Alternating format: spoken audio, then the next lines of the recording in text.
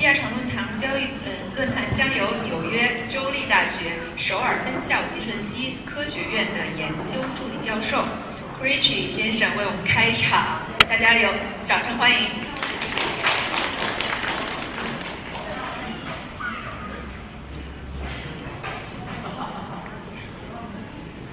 Okay, thank you. So, yeah, we had a joke earlier that she was going to mess up my name and call me Alex Crazy, and it was just a joke, but then she actually admitted it. So, my name's actually Alex Krejci. So, today I want to talk about how we started our own Maker Lab at university. So, I'll tell you a little bit about our university here in a moment.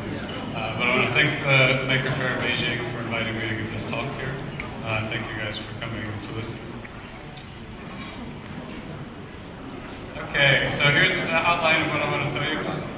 So first, our university is SUNY Korea. I'll give you a little information about what that is.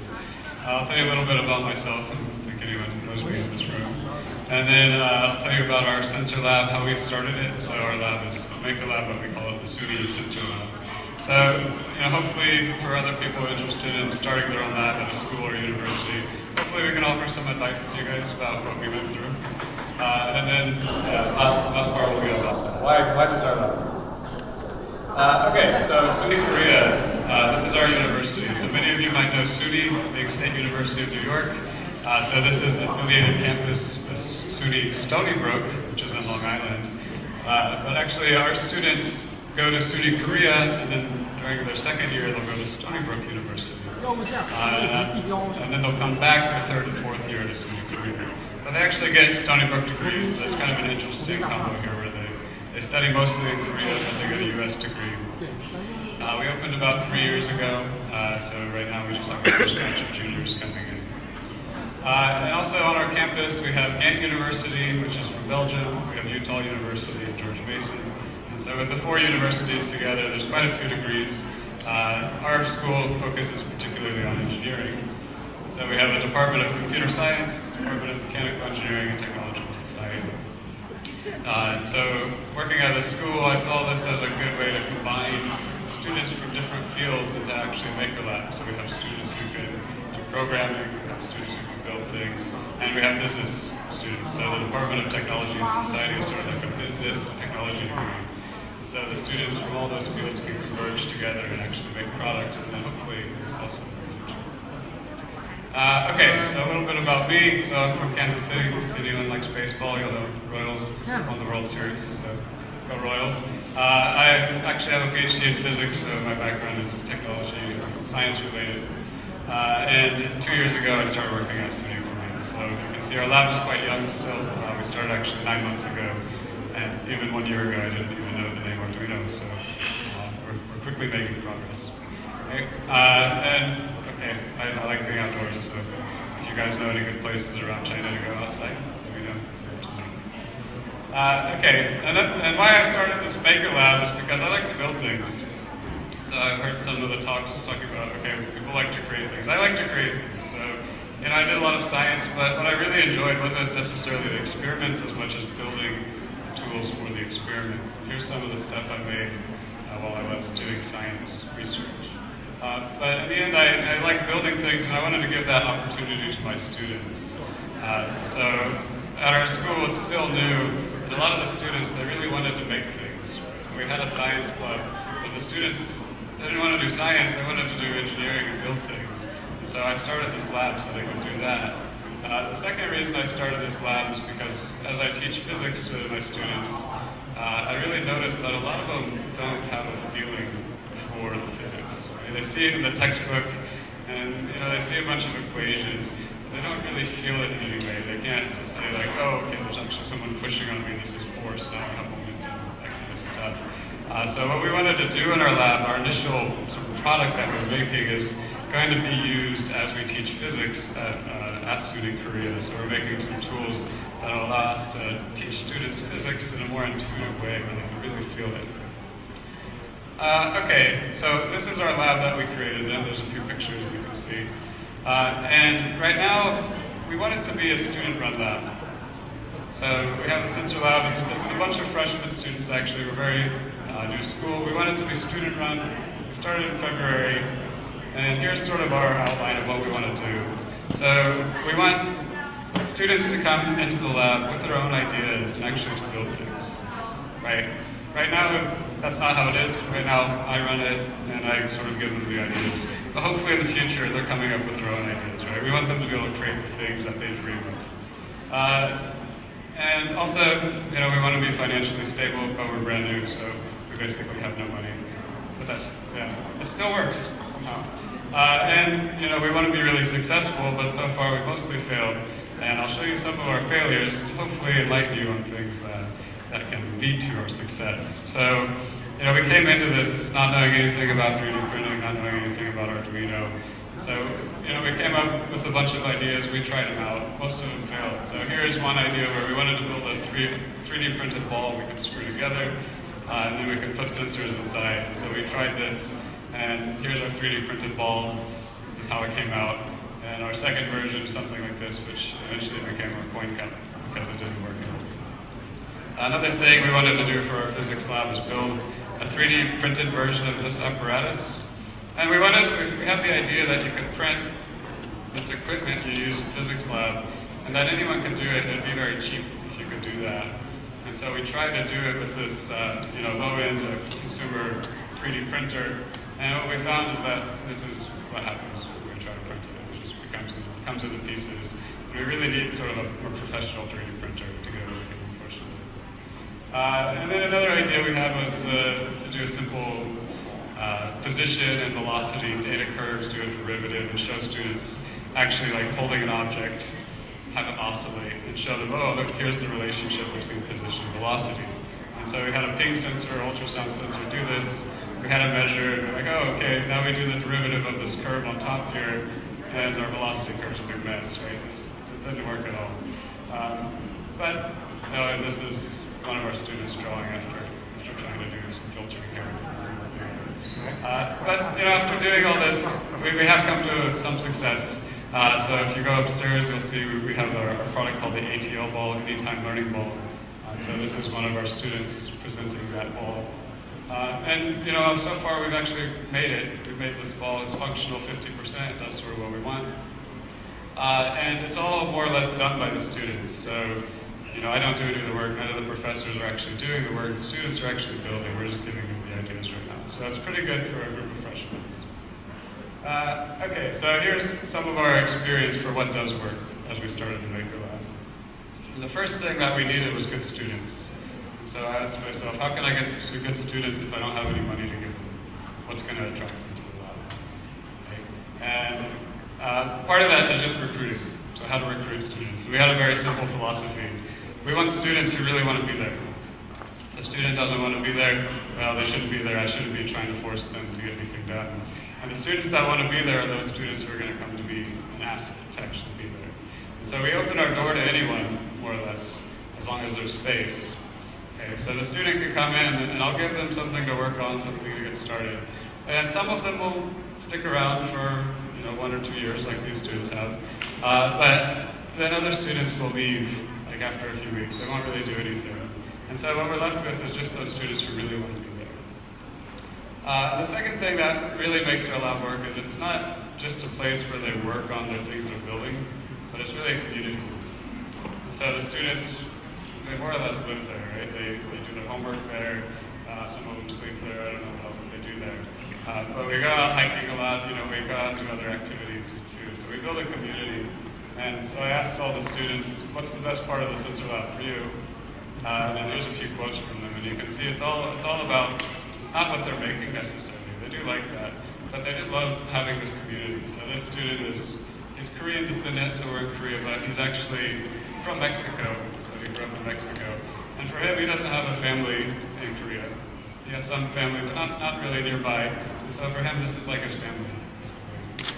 And for another student here, Hyojung, for her, there's a group of students who she can really get in touch with. Right? She really relates to these people. So it's more or less become like a family. And another thing that really helps is we have a lot of diversity. So this keeps everything really interesting. We always have something new to talk about, some new ideas. Why don't you eat beef? Why don't you eat pork? And so on. So we have a lot of interesting discussions. And again, they go beyond the maker space, but they're important for building the community. Next thing is an interesting project. So without something interesting to do, the students aren't going to want to stick around. So how do we get an interesting project? Well, it needs to use the students' skills. Okay, so that one's obvious, so we come up with technical projects for them. And it needs to create something that's really going to be used. Okay? So actually when I tell the students, oh, would you like to work on this project, what really motivates them isn't the technical stuff involved, but what's the purpose of it? Why are you making this? That's usually what they're most interested in. And then the other two are working together as a team and offering new challenges for them, offering growth potential for the student himself. And so our product, the first product we came up with, creating something real, is the ATL ball. And I told you a little bit about this before. So the ATL ball is a ball that we want our physics students in our actual physics labs, our courses, to be able to use, and they're going to actually study physics using this ball. So the idea behind our ball is it gives students a way to study physics outside of the lab, and it's a much more intuitive way. And so the students in the lab, they really see the purpose of it. That's what drives them, right? If we were building something that didn't have a bigger purpose like that, they would quickly lose interest. So this is very important for us. Next thing is working together as a team. So we started out in the lab with every individual having a different project. We found that, okay, each person, they would make a tiny bit of progress, they get stuck, they wouldn't have anyone to talk to about that problem, and it just wouldn't be any fun. So they all had their projects, and when they did make progress, it was sort of small, so they couldn't really see it. And so by working together as a team, so that's how our new project works. So you can see there's 7 of us working together on this one project. Each person has a different part. And by doing that, well, first of all, you can see the growth a lot more. There's a lot more progress. It happens a lot faster for us. And it's way more fun, of course. And the biggest thing is that if one person fails, the whole project fails. So there's a lot more accountability here. So the students they all want to succeed because they know, okay, the person next to me is also working hard. Right? If I don't do this, they're going to be really mad at me. So, we give them some motivation that way. And finally, it offers a chance for personal growth. So when I ask the students, okay, what did you learn in the lab that you wouldn't have otherwise? So inside their coursework, they learn a lot of technical stuff, they learn a lot of mathematics, physics, but there's a lot of things they don't learn. Most of their projects, for example, you do in 2 or 3 weeks, then you're done, and you don't really have to develop it into a very nice thing, you just kind of get it done. And so this is, something that they can't do that way. So for example, we had a deadline about 4 weeks ago where one of the students was procrastinating until the night before it was due. She tried to get everything done that night.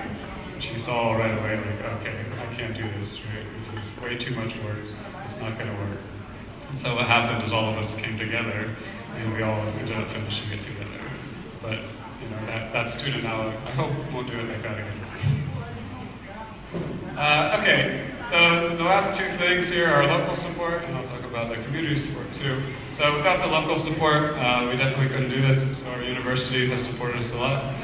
So they gave us initial funding so we could get the lab started. Of course, they gave us the lab space.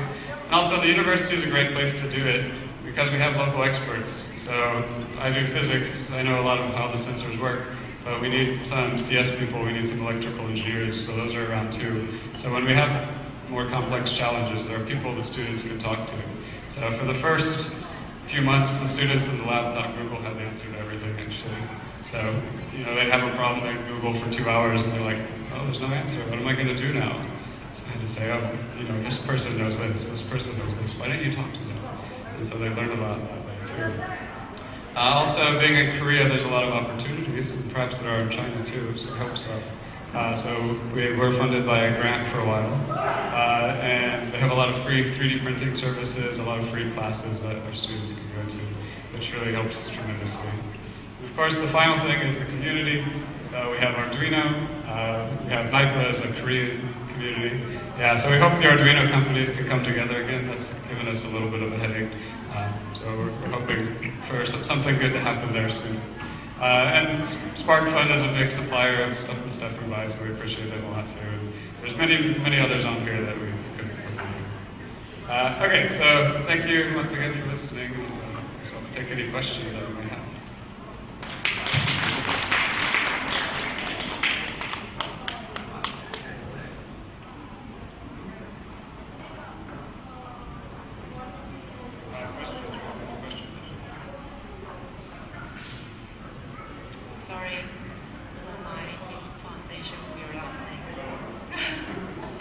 Okay, so 现在是问答环节。那么现在还有谁对刚才他的演讲有什么问题的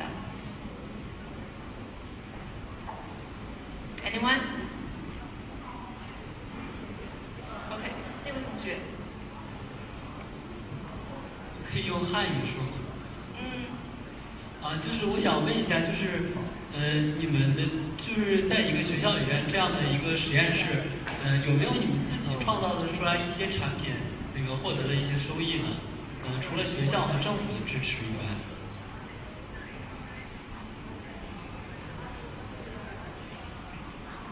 Okay, so the question is, will I get revenue or income from the products that we actually make in the lab? So that's a good question. So right now, we're just getting started. Like I said, it's been 9 months, but we just started working. There's another, again, I want it all to be student-run more or less. And there's another group of students on campus, and their whole goal is to make startup businesses. So a lot of them, they have real experience getting patents and actually doing business. So, I want the lab to be a place where the more technically minded people will develop a product, but I do want those products to be useful for something. So we've got in touch with those students, and I think they're looking forward to working with us because they have a lot of things they want to do too, but they don't have the technical skills. So I think by working together, hopefully we will be able to actually produce something that creates some revenue and actually makes a sort of a stable revenue supply. Good question. Thank you. 只有一个问题的时间，所以大家如果有问题可以留在最后。Thank you, thank you, Alex. Can take a rest. Thank you. 下面有请日本跨媒体团队 Team Lab 的科技大使。